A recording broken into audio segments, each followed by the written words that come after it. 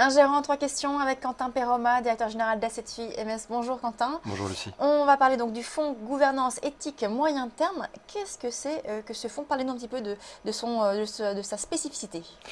Alors, c'est un fonds diversifié global, prudent, qui en fait donc a une allocation sur les marchés actions limitée à 40% sur toutes les zones géographiques.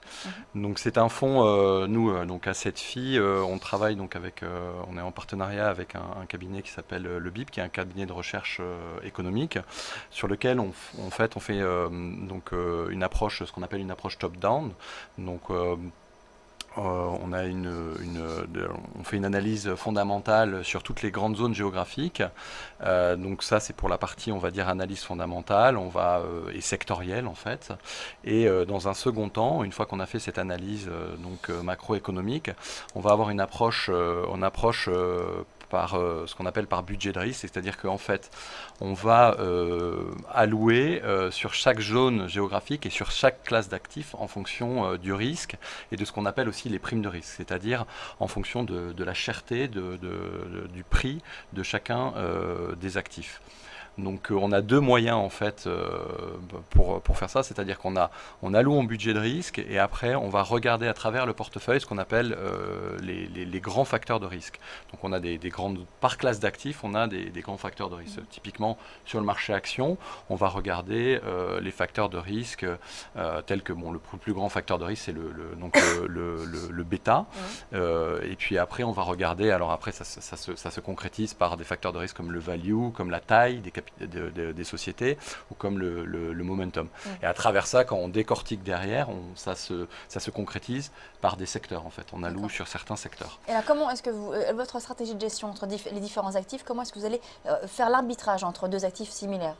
En fait, alors là, c'est vraiment, on va regarder les primes de risque retravaillées, c'est-à-dire le prix de chacun des actifs retravaillé de son risque. Alors retravailler de son risque, quand on est sur des actifs liquides, on est sur la volatilité. Après, par exemple, quand on est sur des actifs un peu moins liquides, comme sur le crédit et sur le crédit un peu moins liquide, on est sur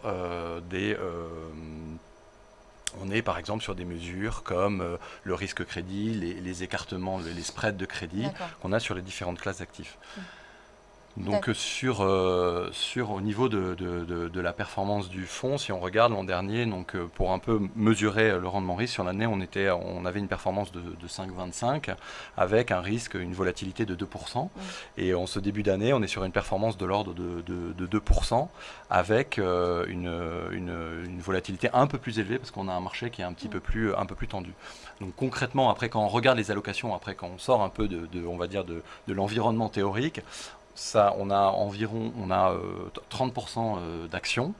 On est après majoritairement sur le marché obligataire. Sur le marché obligataire concentré sur la zone euro. Alors là, justement, c'est par rapport à l'orientation stratégique du fonds, où on est plus focalisé sur l'obligataire euro, alors que sur le marché action, on reste aussi plus focalisé sur la zone euro. Ce qui n'était pas le cas l'an dernier, par exemple, où on était un petit peu plus orienté sur le marché américain, en tout cas sur la partie action. D'accord. Alors maintenant, on va parler un peu plus concrètement de ce qu'il y a dans le fonds.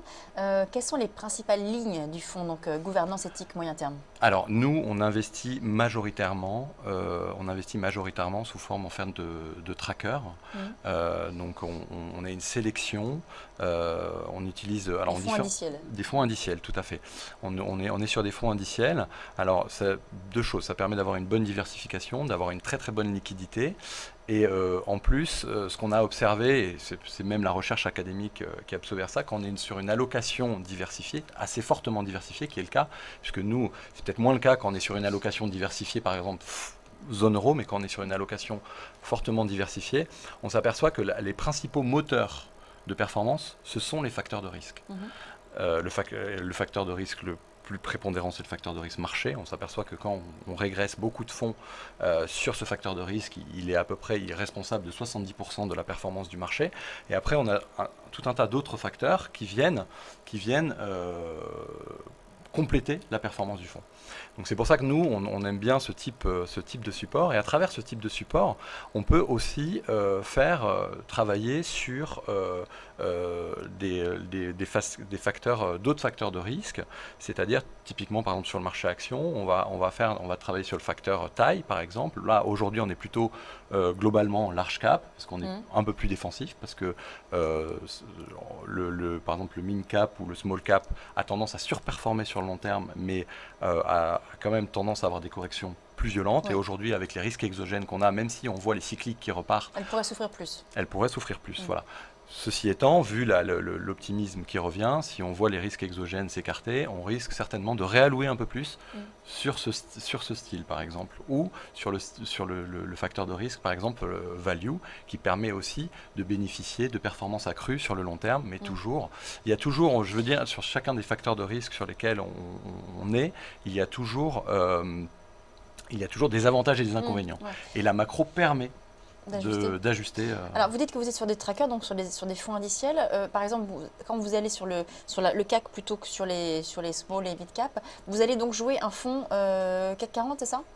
Non, alors on est vraiment dans notre stratégie, on est sur du très pur. On est sur vraiment de l'indiciel pur. Donc oui, on va sur un tracker. Donc après, on est sur une palette, on est sur un univers qui est extrêmement large et qui devient en plus de plus en plus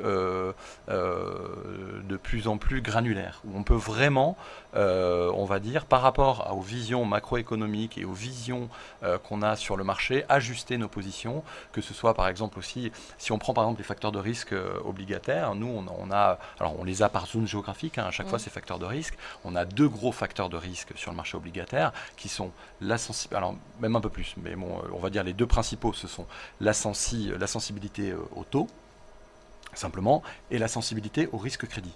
Après, on peut rajouter deux autres critères, c'est-à-dire, on va dire, donc la sensibilité au taux, c'est-à-dire la translation de la courbe de taux.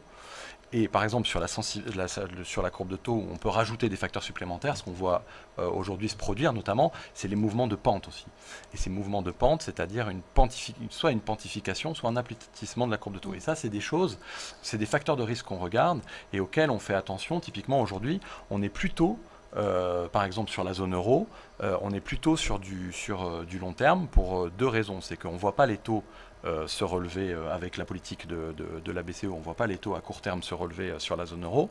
Et la deuxième raison, c'est qu'on a une pente de taux qui est plus accrue sur le long terme. Et ça permet de bénéficier, d'avoir un portage plus significatif, une valorisation des obligations, parce que la valorisation des obligations n'est pas linéaire en fonction du temps. Et donc avec cette pente plus importante, on bénéficie d'une rémunération plus importante. Donc voilà, on est sur ces différentes mesures de risque qui permettent en fait, alors justement en faisant attention à pas être surexposé à un risque plus qu'un autre, mais à diversifier l'ensemble des risques dans notre portefeuille, qui permet d'avoir une bonne rémunération du fonds. Merci beaucoup Quentin Perroma, directeur général d'Assetfi MS. On passe maintenant tout de suite au débat de Direct Gestion.